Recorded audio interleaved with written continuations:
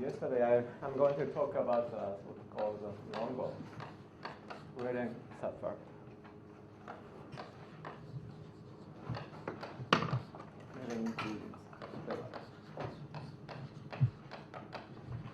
So this is supposed to be the subfactor version of quantum double, what's called quantum double. And nevertheless, let me start with asymptotic inclusion. It's supposed to be something equivalent to the long-related subfactors.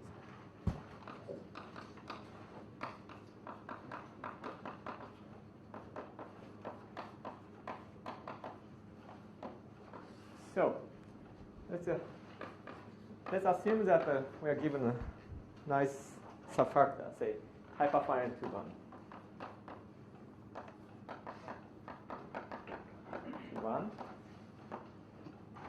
And say, let's assume finite depth.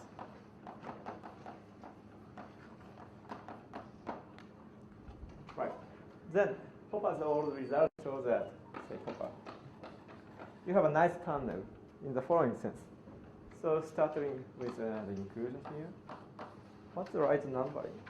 This should be M0. So this is M minus 1. So he showed that there's a nice tunnel out of downward basic constructions. So this is the downward basic constructions such that you can recover the original subfactor in the following way. So M is spanned by this tau, and you take weak closure. And for n you have the same property. For n you have the same property.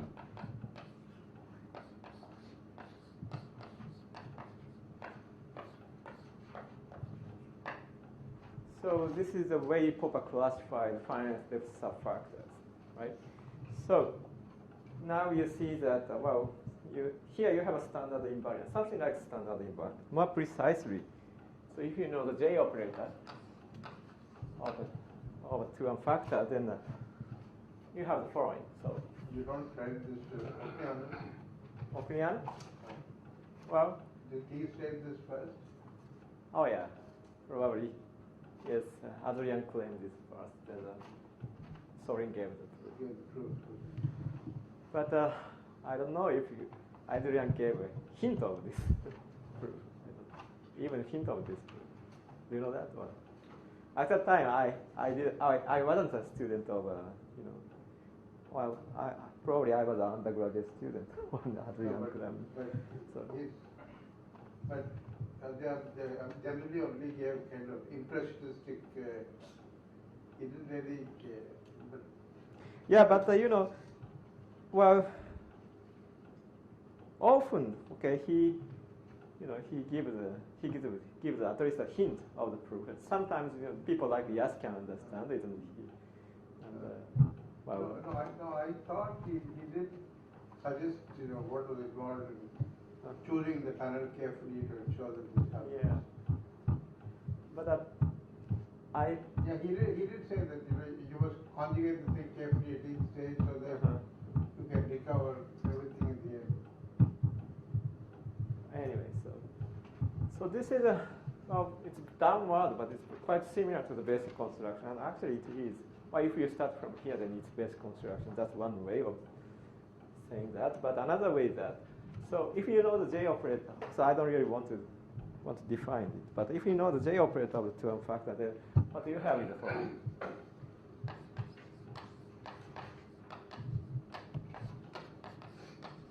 And this is nothing but this thing. So you have here. Okay, here you have a M1 and M2 so on. M1 and M2. And the same thing is true for. In this case, this is not really okay. This should be so this way. What's in the right?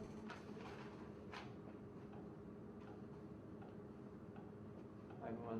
M1 prime, yeah. Yeah. So you get a honest standard invariant here. So that's why the subfactors say in a good situation subfactors are classified by standard invariant. So, but now what you do is the following. So let's consider this. So you consider the union of all the basic extensions. Then you take a weak.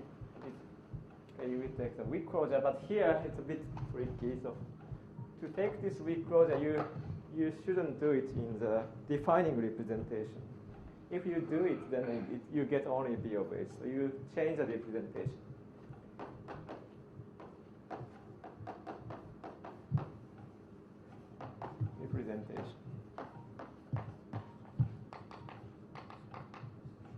So on this union, you have a nice trace coming from ML. Then you do GNS constructions. So you go to a different representation and you take the truth. Right. And also you So you don't take L2A of this union and with respect to the canonical trace, you don't. You what do you it. mean in different. So this, okay, as I told you, so this thing has a canonical trace. So you do DNS construction. Well, what I'm saying is that, okay, you can have all of these things in the L2 space of N. Oh, okay. Because of this using J operator. So you first construct M minus N, then by using J operator, then you get a basic construction here. So you can have all of these things in the L2 space of N. But if you just take union and you take the closure, then you get B of H. That's space. So that's a bad mistake. So you take a trace. That's the right thing to do. Then you also consider this.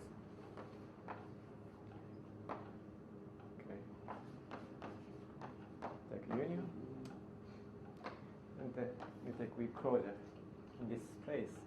And sometimes you identify this with the opposite algebra. So this is you can take this as a definition right hand side. Well, when you are given an algebra, there is a proper definition of the opposite algebra, but I'll use that later. But here, this is just the definition of the right hand side. Then, okay, if you consider the von Neumann algebra generated by M and the opposite of M, then it factors. Then these factors are the tensor product, von Neumann algebra tensor product. So here you have a new inclusion. Okay.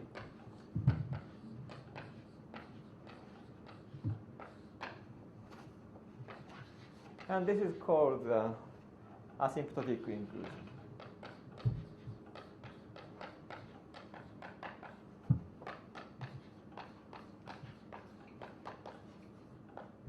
Okay. And I think Adrian first introduced this asymptotic inclusion.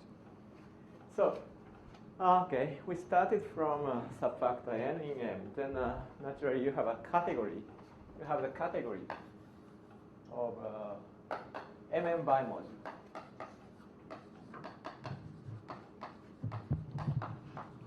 For this inclusion. So it's a nice category. So here you have another category, so let me use this notation. So it's a category of M infinity bimodule. For the asymptotic inclusion.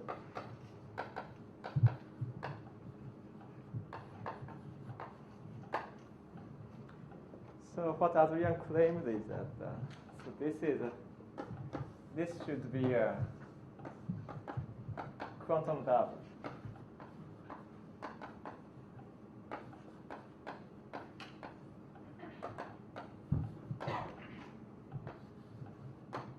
Of the original category here, and without giving any proper definition of the quantum double. But if you look at Evans and Kawakigash's book, then you can find O'Brien's argument. So he managed to compute, starting from the information of this category. So he managed to compute the principal graphs of the asymptotic inclusion, and he showed that this has a nice braiding. It's a modular tensor category, so-called braiding with non-degenerate braiding, whatever it means. But he didn't specify in what sense this is true. So the question is, in what sense?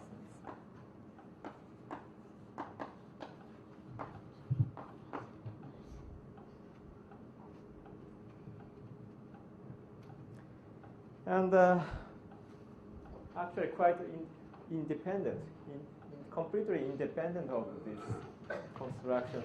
So the Longo and Reden introduced a notion of what now we call Long-Reden inclusions. So in this case, so you start with the type 3 factor.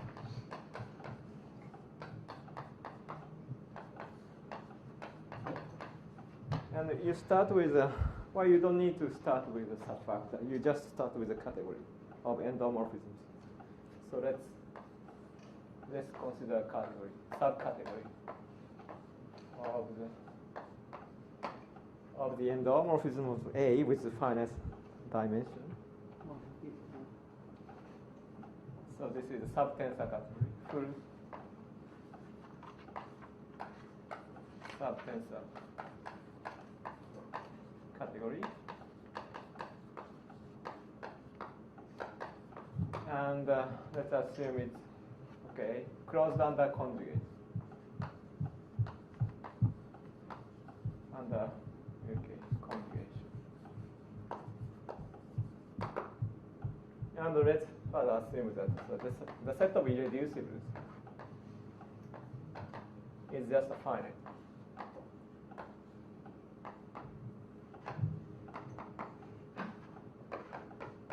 Assume that this set is finite. So you're any full subtensor category, full irreducible is finite, is it? Yeah, any. Not necessarily coming from subfactor. I have this. So, if you, in a 2-1 factor case, you are starting with a finite depth, but the asymptotic inclusion might not be finite depth, or will if you start with a finite depth subfactor, then it has to be finite. Yeah, it has to be finite. And well, if you start with an infinite depth case, even if you start, but if you assume the stronger amenability, then this is in general this could be an infinite depth subfactor, but it makes sense.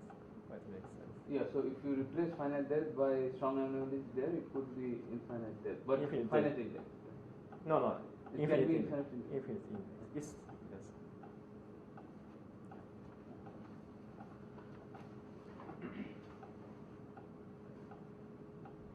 Right. So you start with this, then yes.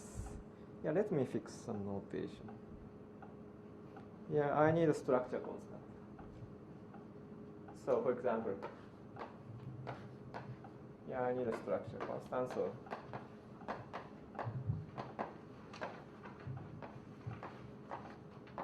So this is a structure constant of this category, and yes.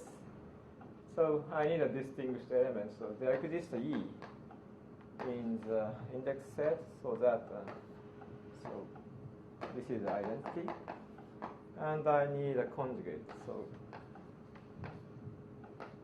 I use this arrangement of the index.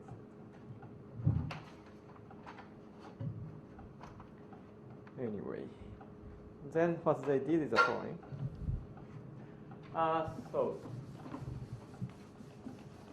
first of all, in algebra, well, I already used this kind of abuse of the notation, but in algebra, when you are given algebra, then the opposite algebra of M is just as a linear space, the same space.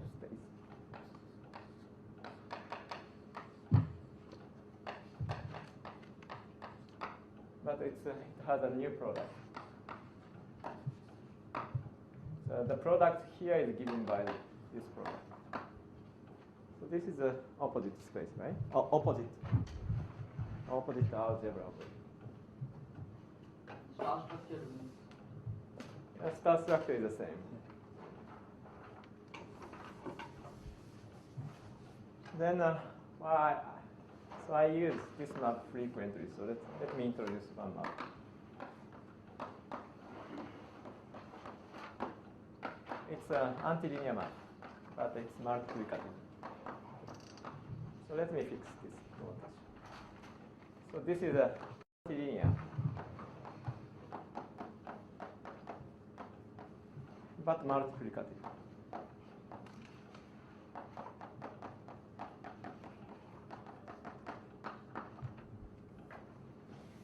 And actually, in operator algebras, sometimes the opposite algebra of M is identified with the commutant of M. Often it is. So when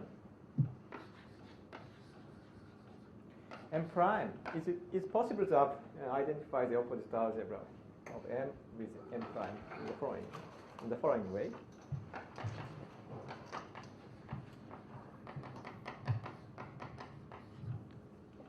By using the operator. So here you have opposite. Then you can identify this with, say, this.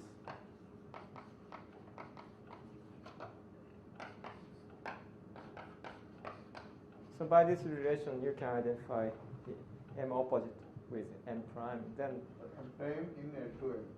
In L2M, in the standard representation. Then, in this case, our J is a point. Jx is nothing but a conjugation by modular conjugation.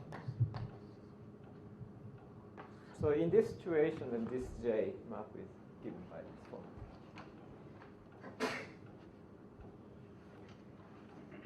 So it's antilinear, but multiplicative.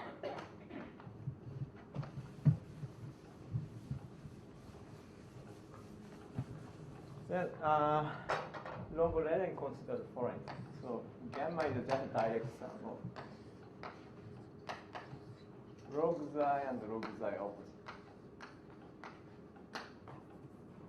So remember, M opposite is the same as M other space. So if you have a linear map of M, then you have a same linear map. M opposite. Or more precisely, so since I need to use intertwiners, let me write this way. So I choose the right intertwiner, and then you can write it this way.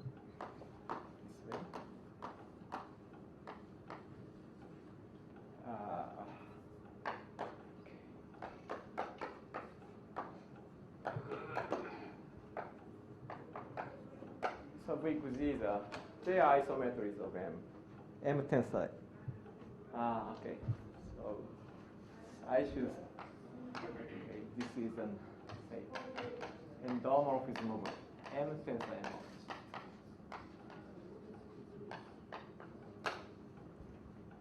So these are isometries of M tensor M opposite, and they have mutually orthogonal ranges.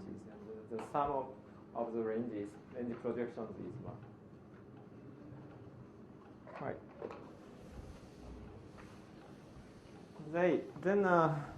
They constructed a nice, very natural Q system for this endomorphism. Actually, they are working on the net of subfactors and so quantum field theory, and I think for them there is a natural, this is quite natural thing to think of. So what is V Z? That P of psi that you. Oh, so you choose. Well, this is a.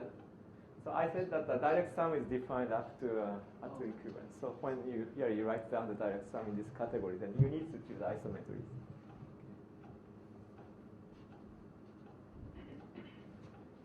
Right. So I need one more thing. So let's choose a basis. So your summation V xi star is 1, right? Right.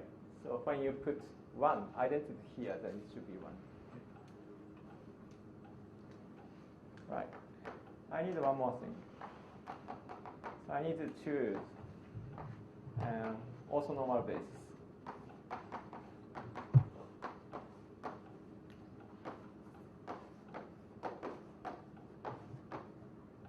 So 1, okay. So I choose also normal basis and I define this capital T by this formula.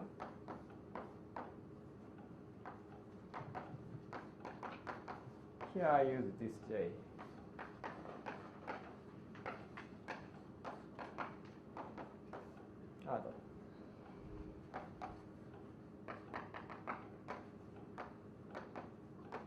Then the nice thing about this operator is that so this does not really depend on the choice of the basis which I made, because J is antilinear.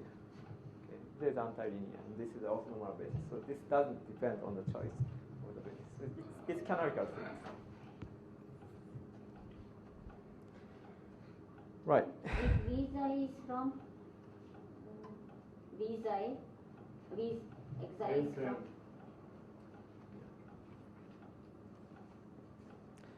Right. So I got enough ingredient, I think. Yeah. So their theorem says that following. So number n.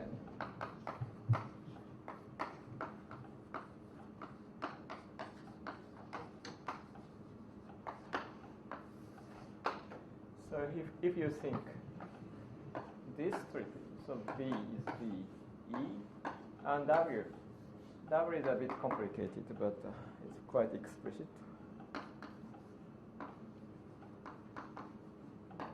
Oh yeah, I need one more thing. That's global dimension. The global dimension of the category. Well, instead of writing log Z here, let me just put Z. Dimension of log Z. So this is so-called global dimension.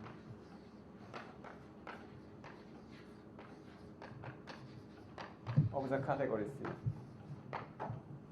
I am very confused about J of T zeta xi eta. Here? Yeah. So that inside is an element of intertwiner space. Yeah. Okay, and over that. So this is okay. This is in M. Yeah. This is in M. So as I said, M and M opposite are the same.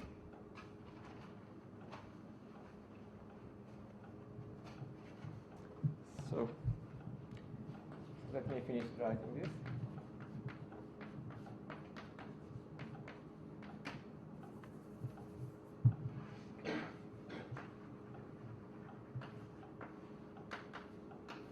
It looks a little bit complicated, but it's a canonical thing to think of.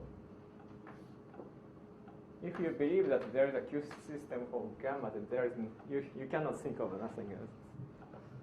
Or you can think of only this.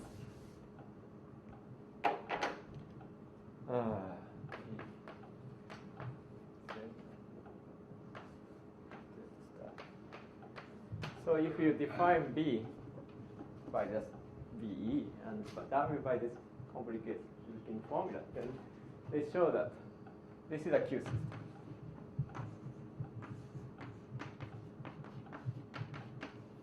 In the sense that I defined yesterday. And this kind of thing also appeared in Okniano's connection paragraphs. Is it linked or? Okniano's connection paragraph? Yeah, this square root of these ID. Oh yeah, this often appeared. Huh? Yeah, yes. This already appeared yesterday. Right? Yeah. When you think of the normalization of the probability reciprocity, then this kind of thing appears. It often appears. So now our situation is the following. So yesterday I showed that once you are given a Q system, then you have a subfactor in a canonical way. So let me use this notation. A is tensor product of n and n opposite. then there must be a subfactor for this, okay, for this Q system. And remember the definition of the subfactor is the following. So it's a set of X in A satisfying the following two relations. Let me use a capital letter.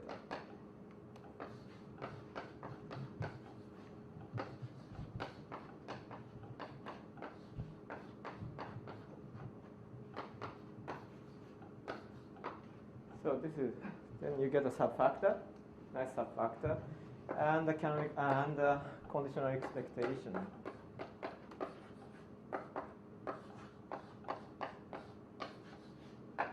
Okay, remember, we have a very explicit formula of the conditional expectation. And actually, so this E turned out to be a minimal conditional expectation. Conditional expectation. And yes, what else? Yes, if you iota is an inclusion map,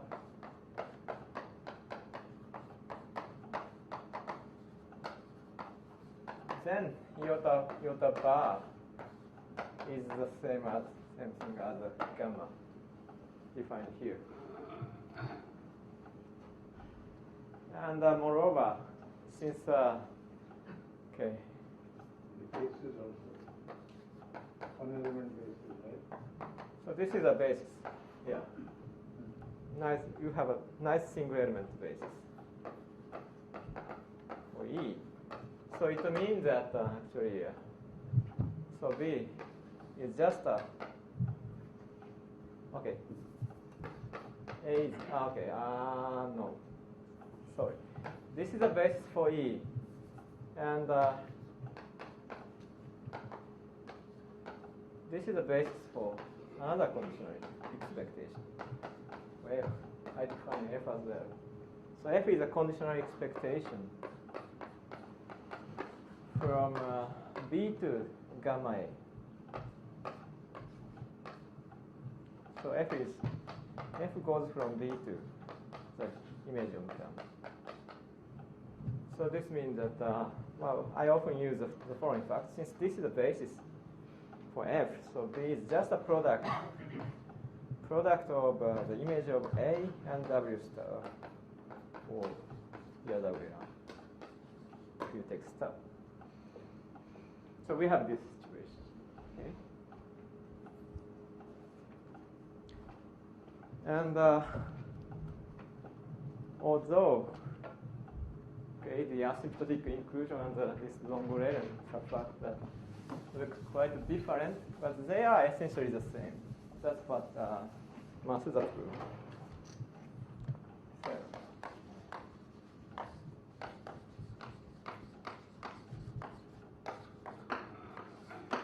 that's a bit tricky. If C is okay, it's a bit tricky. Well, let me write the statement first, then I'll explain. So starting from C, coming from the MM5 modules.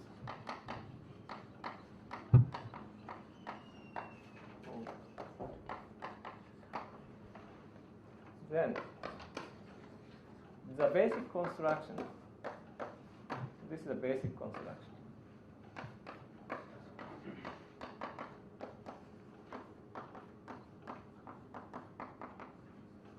For the long-range thing. E is isomorphic to the asymptotic inclusion.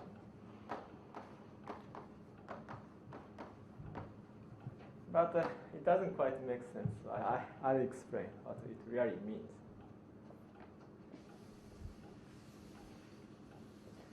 So, say AB is logarithm.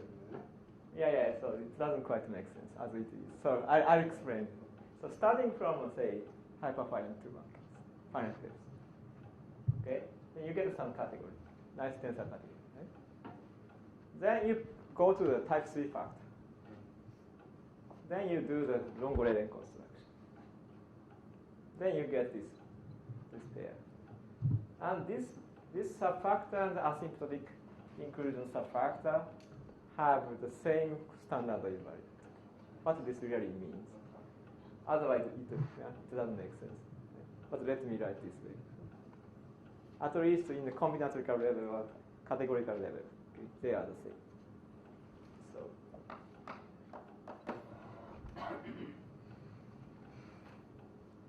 So that's what Masuda showed. Actually, this kind of thing already appeared in Okunian's not paper, but well, probably you can see this kind of thing in advanced curve figures. And so Masuda, and the Q system makes sense, completely makes sense, even in the 2-1 situation. It's a Q system. The point of Q system is only it uses only a tensor category structure. So so the notion of Q system makes sense only for the category of bimodule for 2 and 5. So what Masuda showed that. Okay. So in the asymptotic inclusion, this kind of thing appears naturally. And of course, there is a Q system associated for this inclusion. And Masuda identified the Q system for this and that. That's what essentially he does.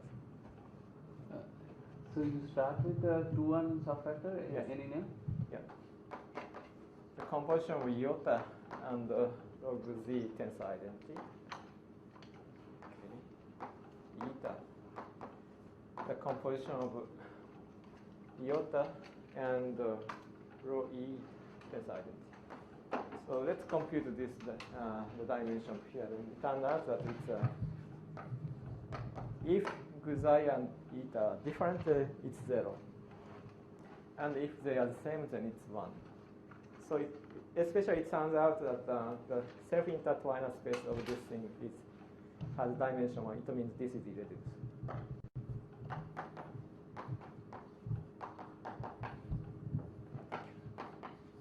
So this is irreducible. This is irreducible.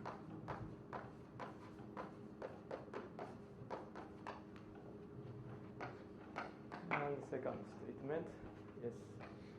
So instead of considering this kind of thing, let's consider something similar but different. So then, this is equivalent to the other thing. But here you need a bar. You need a Z bar here.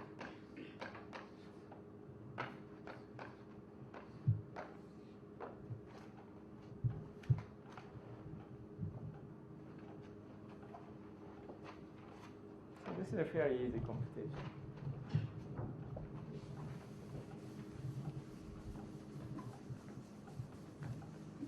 So, yeah.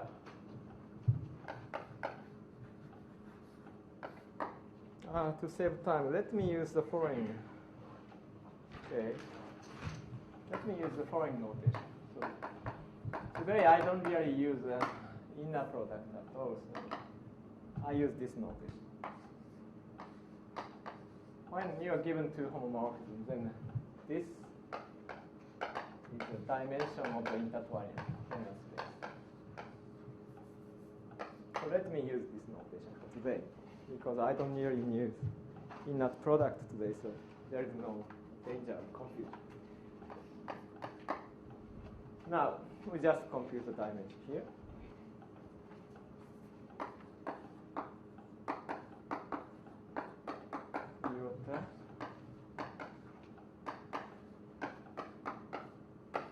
But by Frobenius reciprocity, you get iota bar and eta plus identity. And by definition, this is say Gz zeta tensor zeta opposite.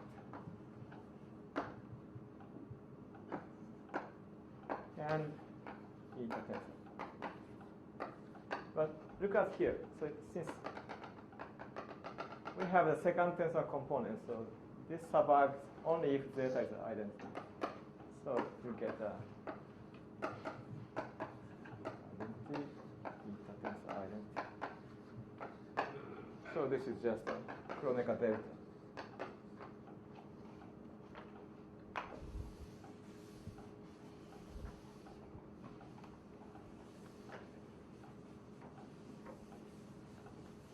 So the first statement is done.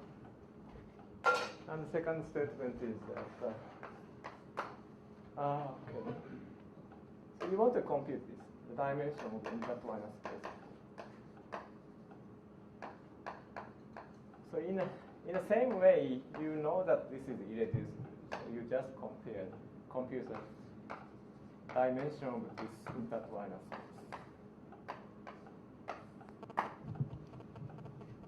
This should be bar. Then, by using the problem reciprocity, what you get is this.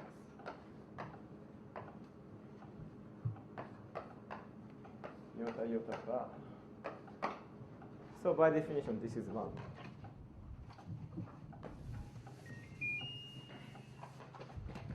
This is 1. So we are done.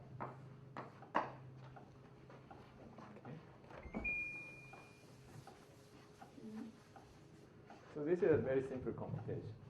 But, okay, this lemma gives you the precise information of this principal graph. Because, okay, let me repeat. The graph between A and AB. So you start with identity. Iota, you get Z. Opposite. So the general element of AA sector here, it looks like this. So after all, this here, this level, it's AA sector. So every irreducible element of here appearing here is an irreducible component of the power outcome. So it must be of this form.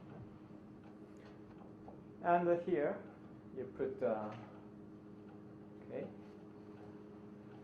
rho zeta, IC. So starting from here, so you want to decompose this. You want to decompose this into irreducible ones.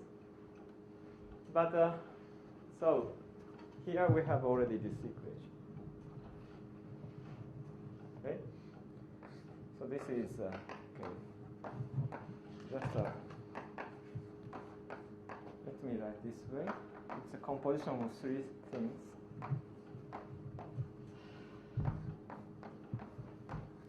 So here I use this equation. Then I get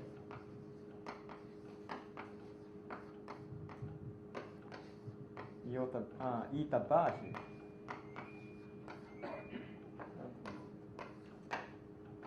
So you get yes, guzai eta bar zeta identity u. And you know that this is already irreducible. So this, after composing iota, okay, after you put iota in front of here, then this thing is decomposed into these things. And number of the edges here is just a multiplicity here. This number, structure constant. So this is a complete description of one of the principal graphs. Okay. So up here you put any possible pairs of guzai and eta. Okay. And in this level you just put guzais, okay, say zetas. Okay, and you put the number of edges here. The number of edges here is just this structure constant. This way you can get one of the principal graphs. Say here also. This is guzai bar zeta. Yeah. this is this number of edges is just this structure constant. So this is a very easy part.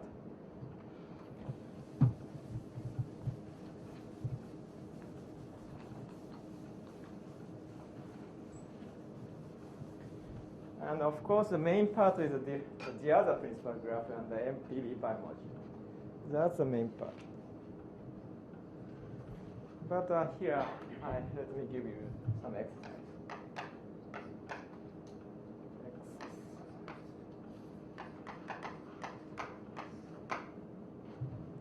So let's start with the depth to inclusion. The depth to irreducible.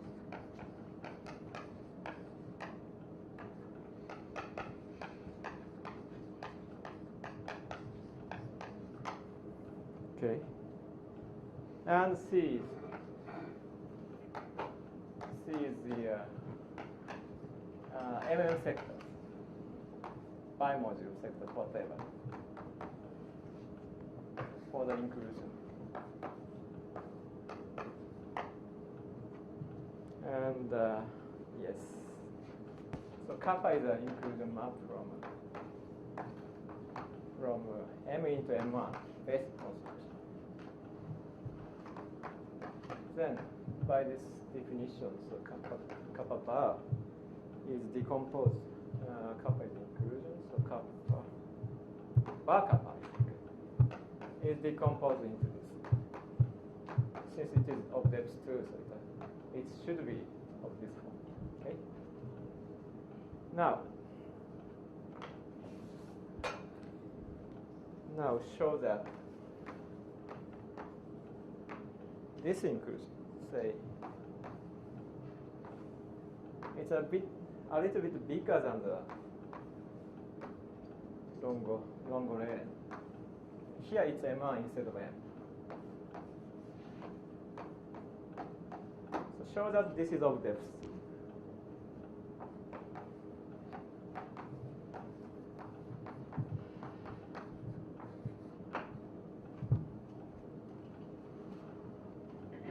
So starting from a depth to inclusion, the asymptotic was a longo lane subfactor itself is not of depth 2. But this is always of depth. And the hint is the following.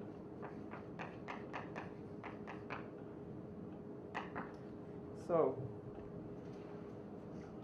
hint, okay. You can consider this. Iota is the inclusion map of B into A. And this is nothing but the inclusion map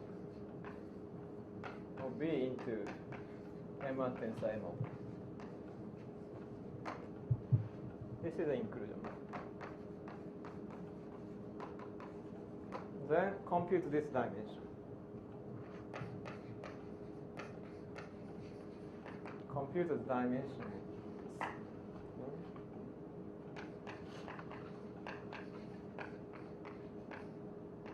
I already gave an exercise yesterday, and this is related to the one I gave yesterday.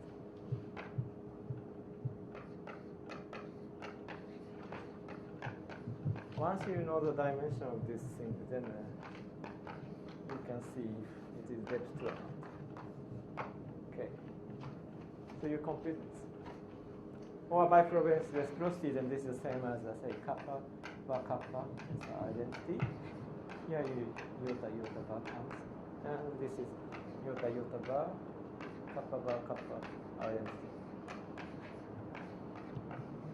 Right. Now it's pretty easy to compute this dimension. Then yesterday I gave a criterion of depth 2 by compute. Well, you can show something is of depth 2 by computing this kind of things. Right.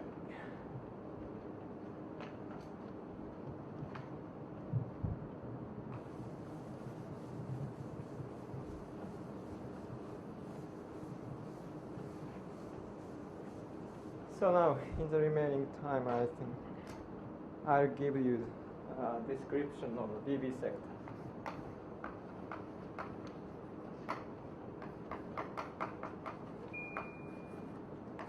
BB path.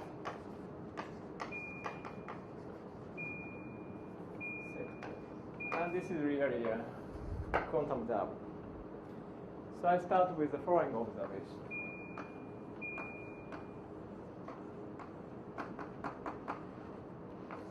So, okay, to construct a long-gradient subfactor, so we started with say endomorphism of the bigger sub, okay, M, okay, and we use only that information. But here somehow we want to construct enough endomorphisms of B. So, okay, in A, so there are a bunch of endomorphisms, but in B we don't know. So the canonical way to construct endomorphism of B in that kind of situation is that you want to restrict an endomorphism of A to B, but usually it doesn't give you any endomorphism, right? You don't know really. You don't know if the image of that restriction is in B. So, but and for that you need the following observation. So, assume you have an endomorphism of A with finite dimension. Okay, assume you start off here. Then, if unitary U, which exchange, I don't remember which order, yes. So it's an intertwiner from, say, nu gamma to gamma nu. So it's exchange nu and gamma. If a unitary U satisfies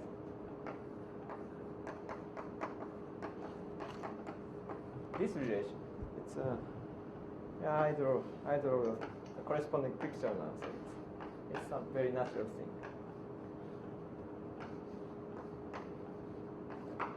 So assume that there is a unitary intertwiner, okay, satisfying this relation. Then, so you easily see that, okay? You consider this composition. Composition of nu and the inner automorphism for U. Then you put gamma here, gamma A. Since U is an intertwiner, between nu gamma and gamma nu. So you get this. So you see that this is just gamma nu A. So the image is certainly in B. And also, so remember, B is generated by the image of gamma and W. And from this relation, you see that this is gamma U star W. So certainly is an element of B. So if there is such a unitary, then you can restrict this endomorphism to B. Okay. But here, so the mysterious relation is this. But it's a very natural thing. It's kind of braiding. It's not quite braiding, but it's close to braiding.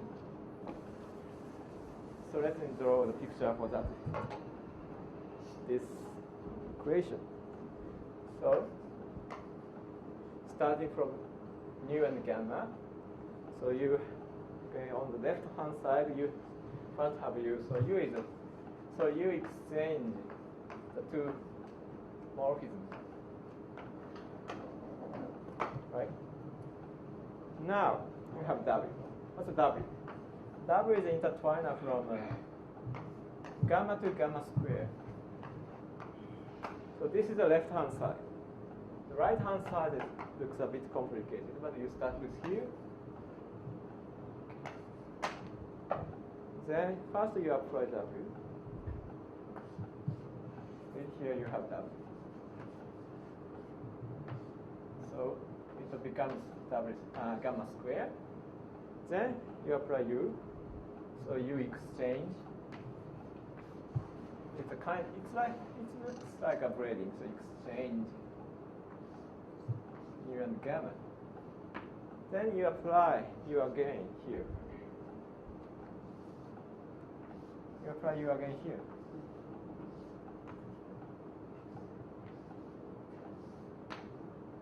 So it's like a braiding. This U is like a braiding. So you allow you to put this string down here, okay, below W. So starting from here, you put this string, and until it gets below W, then you get this picture. So it's something like a braiding. It's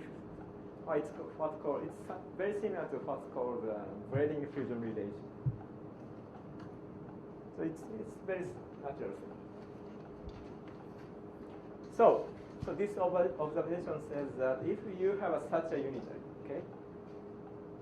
such a unitary, then you can restrict this endomorphism to B. Now the problem is how to find these things.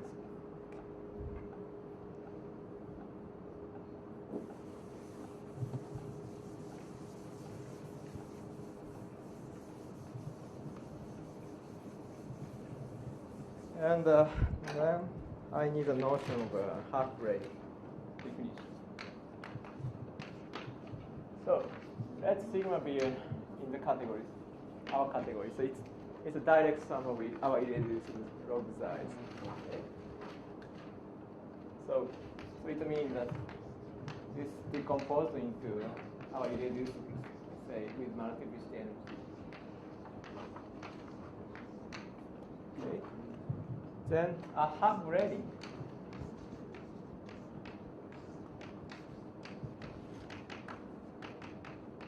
A half-braiding for this object is a system of unitaries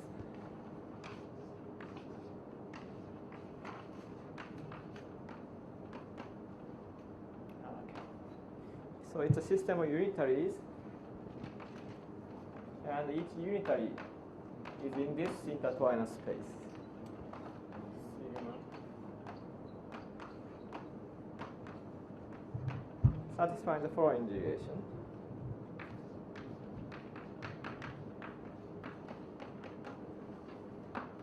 So for any t, it's an intertwined here.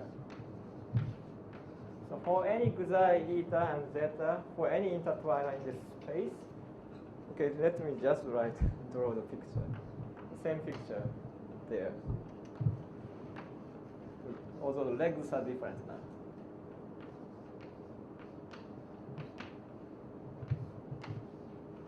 You require this condition, t sigma xi is equal to sigma zeta.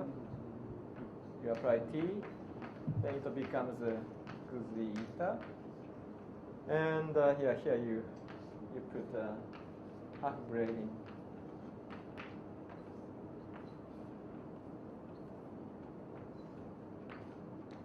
Again, you put the half braiding here. Xi here, sigma here.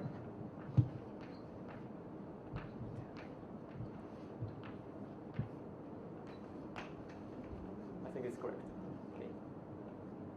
So, should that gamma square be gamma or W? No, on the left hand side. Left hand side. Yeah. Oh yeah. Yes. So the only difference is this is a picture for A. So M tensor M opposite. This is a picture for M. These things are endomorphism of M. Right. So this is the definition of our definition of the half braiding. And as you can imagine, if you are given half braiding, then you can construct such a for what? Yeah, I'll explain that.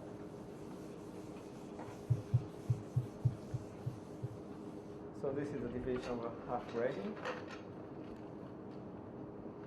Okay. So when a half braiding is given,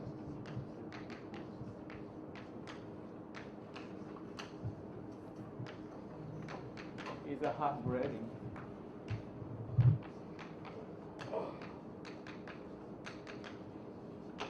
Then you define this way. So you define U, say it's for sigma and a half braiding by this formula. Well, you do it. What you do, you just put them together.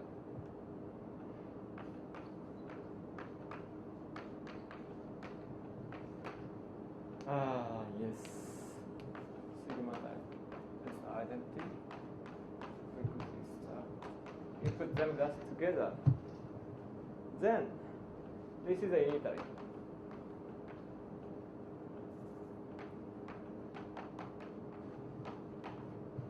In this space, it will exchange sigma tensor identity and gamma.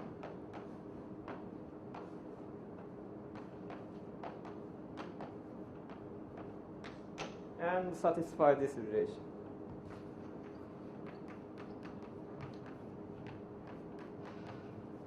This relation. W equal gamma U.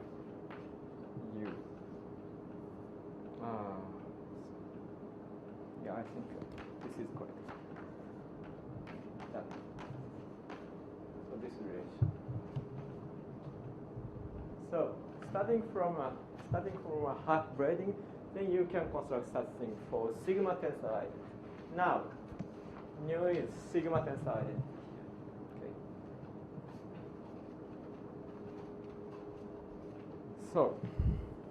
So this observation says that you can restrict this thing. So now let's define. So thanks to that observation and this definition, so we know that we can restrict this thing. Once you have a sigma and a half braiding. This dot is opposite to that. Sorry? Dot, gamma dot. Unitary in. Unitary in. This. Gamma. No, gamma is a endomorphism, the bigger thing. So strictly speaking, I should put up here. Yeah. So I'll say it again. So you can restrict this to B. Okay. So it's an endomorphism B. So we define this. So we use the following notation. This thing, it is determined by pair sigma and half braiding. So it's probably it's a bad notation, but I use this. So this is where define the endomorphism.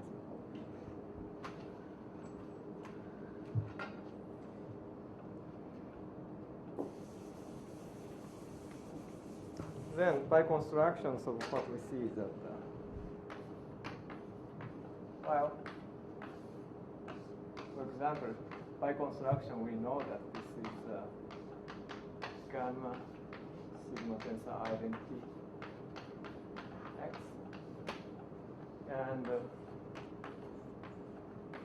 if you apply this endomorphism to W, then you can get U star W.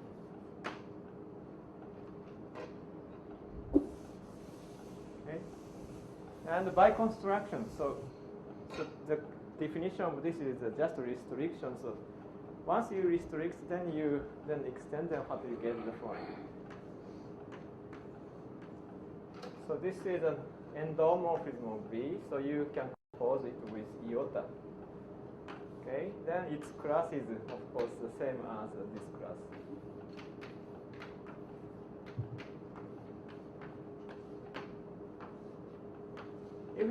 So you just regard this as a homomorphism from B to A, then you can get rid of this part. There's something wrong here. Sorry for this. Something wrong here. This should be sigma tensor identity. Okay, restricted to B. So anyway, so by construction we have this. Okay. So if sigma is decomposed like that, then this is nothing but n to z tensor identity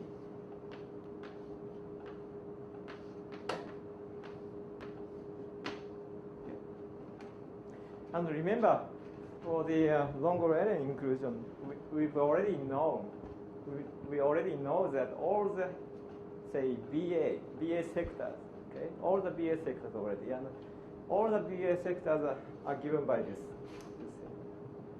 So it means that with this endomorphism with composed with iota is decomposed into our BA sectors.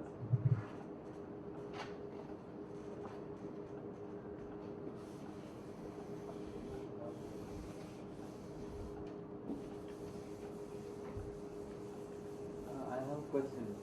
Yes. So why are you calling half reading? I mean, is my answer correct? That like if you see you are trying to pass this T through the E sigma, right?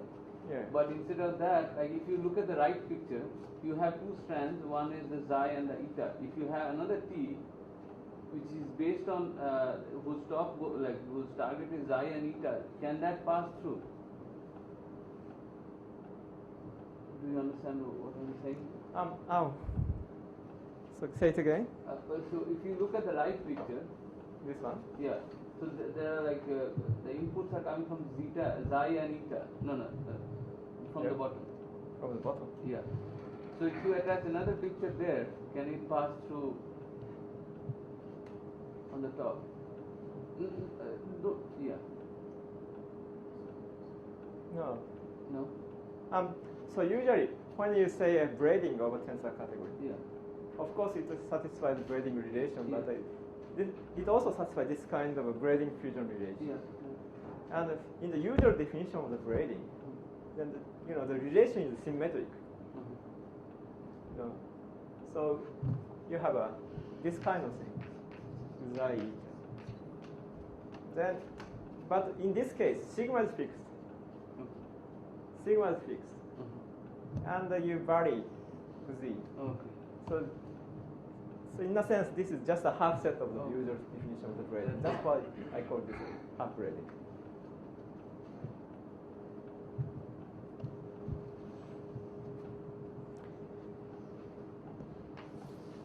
So, definition. So our definition of quantum doublet.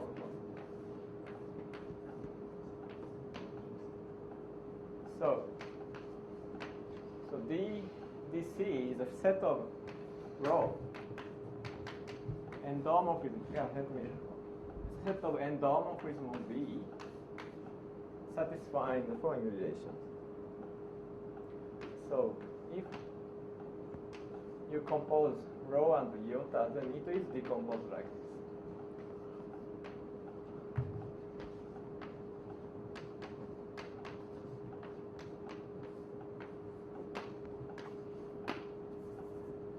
So we define this category. Okay. Then,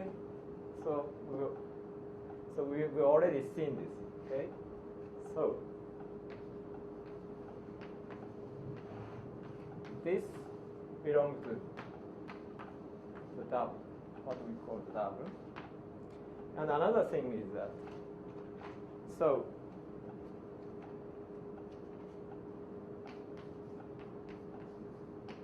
let's say C prime is a VB sectors. VB sectors for the Longo-Rayleigh inclusion.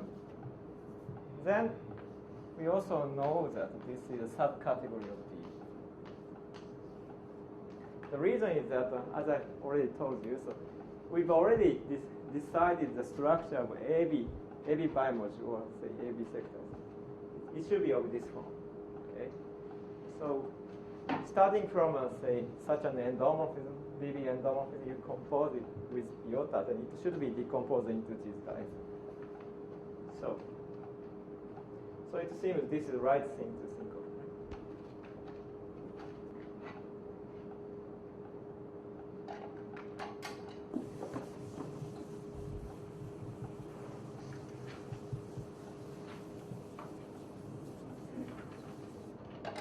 And 7 is that. 7. So for any row in this category, there exists sigma in C. This is our original category, and a half braiding.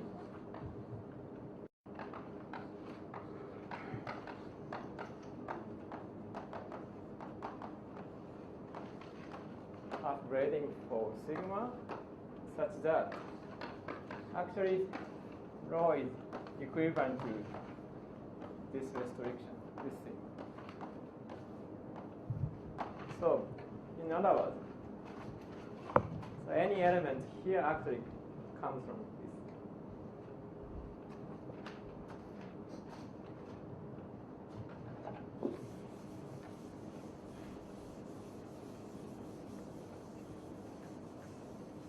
Okay, I have just 15 minutes. So my original plan was to give at least the outline of this, the proof of this, but yeah, I don't think I have enough time.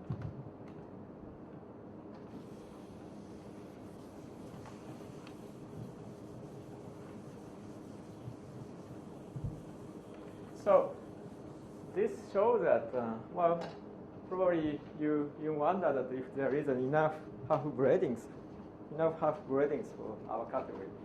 But so the theorem says that, okay, at least we have a non-trivial half braidings because we have vivisectors for the non-gradient input.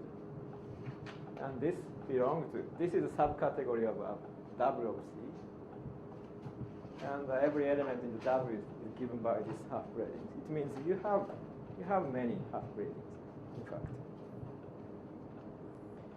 Now, this is our description of the category, this W. So we need a home space to talk about the tensor category. We need a home space, right? Say.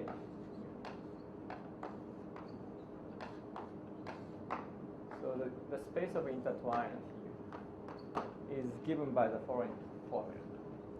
So it comes from the original intertwining space, actually.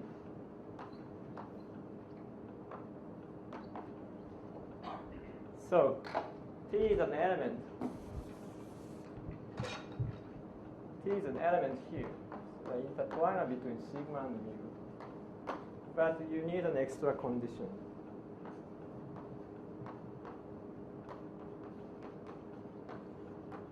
So this way, we get less intertwiner.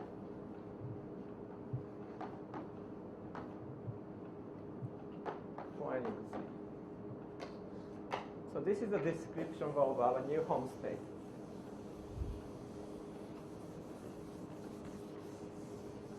So well, I think it's better to put this picture. So T is an intertwiner from sigma to mu. Then you put half braiding for mu.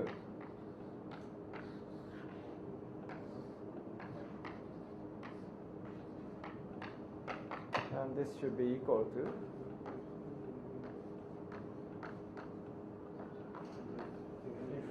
first apply this half braiding, then you apply T.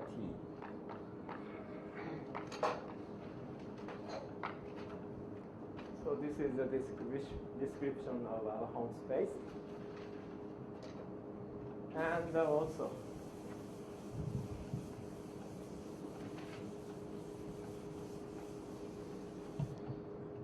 the second with the braiding.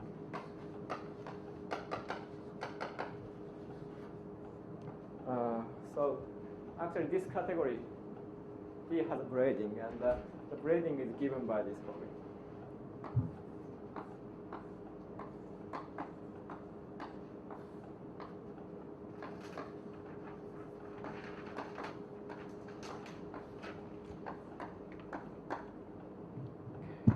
It's difficult to remember, but it should be. The point is that, okay, so you have less intertwiner, so it's easy to realize the braiding relation. So all the half braiding now becomes the honest braiding. So this category is, So with this braiding is a modular tensor category.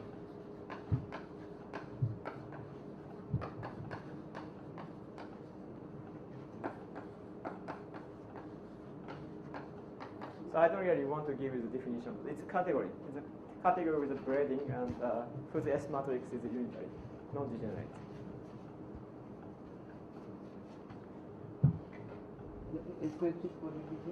It's a category. It's tensor category with braiding. Then if you are given braiding, then you can construct a S matrix and T matrix. Then the S matrix is non-degenerate. It's unitary up to normalization.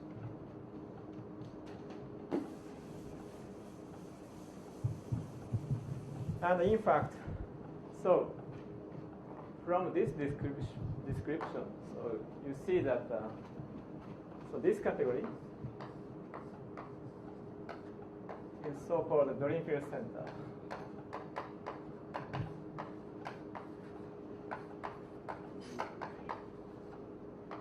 Of C.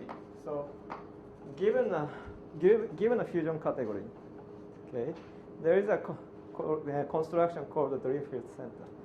So it essentially says that what you do is you just consider pair, every pair, okay, of your object and half braiding. Okay. You consider every pair of object and half braiding. Then you declare that your new morphism space is this T in the old morphism space, satisfying this relation. You declare that. Then in that way you get a new tensor category, and it becomes a modular tensor. That's what dream field center is. So if you start with the representation category of Hopf algebra, then dream field center gives you the representation category of the quantum dot. So so if you start with the representation category or depth to inclusion, then this category gives the representation category of the quantum dot, honest quantum. Right. So here everything is working with finitely many irreducible positive C. Right? Yeah, right.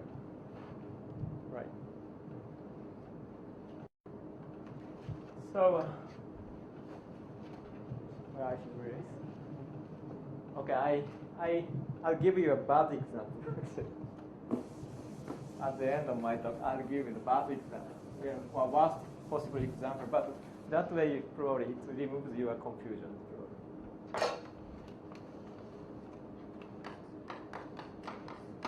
So, this is a finite.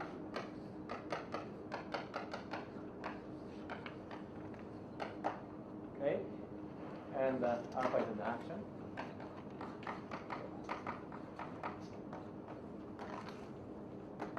Outer action, say n is a fixed point algebra. And so you consider the non-Gorlin, so you see. So now consider this. So log xi's are now alpha z. Then gamma is by definition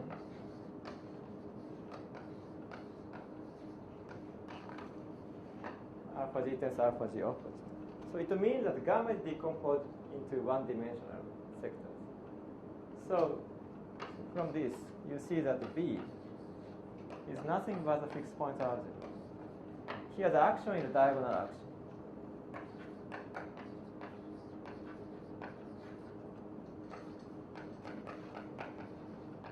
Diagonal action alpha z is alpha z opposite. Now you are puzzled, right? Because,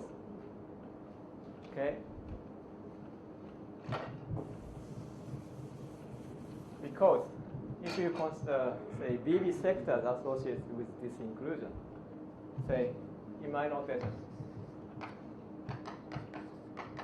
BB sectors for the inclusion here, then you already know that this is nothing but the representation category of Z. Right? Just a representation category of Z. And this is well, you have inclusion, but not equal to the Dirichlet center. This is supposed to be the representation category of the quantum data.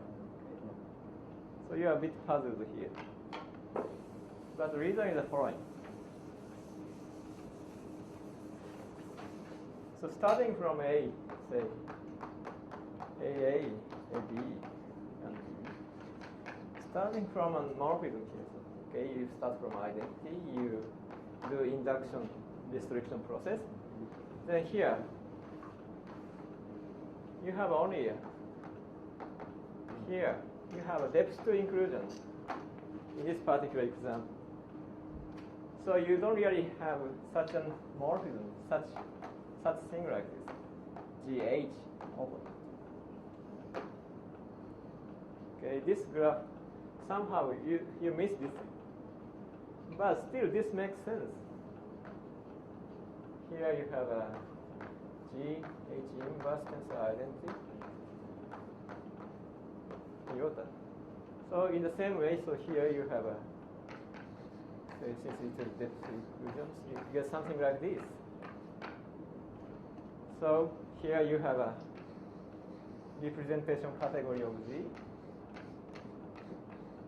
It's not quite a double, quantum double, but here, actually, induction reduction process makes sense here. So, as a whole, you get a double of Z. Or more precisely, representation category of the double of Z. Okay. So, these things perfectly make sense, but it doesn't appear in the principal graph. But still, induction and restriction works here. Then you get more things here. And as a whole, you get a quantum double.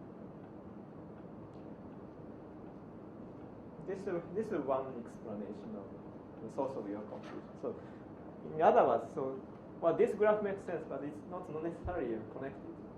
Quite often it's connected, so there is no problem. But in this particular case, this graph is not connected. And if you start from a subfactor, you only look at this part. This is one explanation, and the other explanation is that, I've already shown it. So instead of considering this inclusion being to A, you just think of this.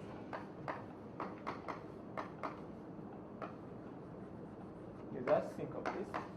Then you consider, say, this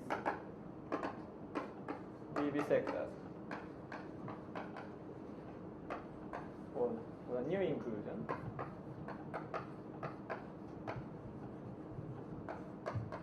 Then it gives you, so this is double, say, representation category. And this is the same as our. So this is another resolution.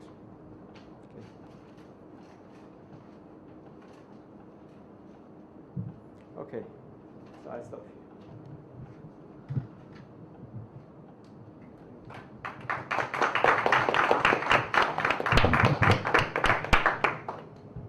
So let me take this opportunity to thank Masaki for a really wonderful series of lectures. I think after this, type 3 is not as scary as it used to be, at least for me. I'm sure it's the same for most of the others. Thank you.